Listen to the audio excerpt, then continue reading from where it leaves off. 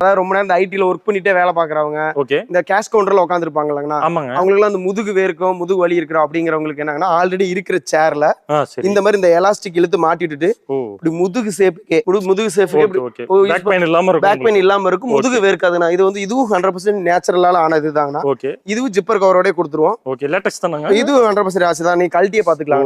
இதுதான் இந்த போனல் spring மேட்ரஸ்ங்கிறது இதுதாங்கண்ணா. Okay, இதுல இந்த யூஸ் பண்ற இந்த கம்பியோட திக்னஸ் எல்லாமே பாத்தீங்கன்னா ஓகே, இது மேட் இன் டாடா ஸ்டீல்னா இது கிட்ட 5 mm திக்னஸ் இருக்குங்கண்ணா. ஓ சூப்பருங்க. இது இந்த ஸ்ப்ரிங் வந்து பாத்தீங்கன்னா நீங்க என்னதான் பண்ணாலும் துரு பிடிக்காது. தண்ணி பட்டாலோ, சில வீட்ல எல்லாம் அந்த குழந்தை யூரின் போயிடுவாங்க, அந்த யூரின் போயிட்டாலும் இந்த தண்ணி பட்டு கம்பி துரு பிடிக்குங்கண்ணா.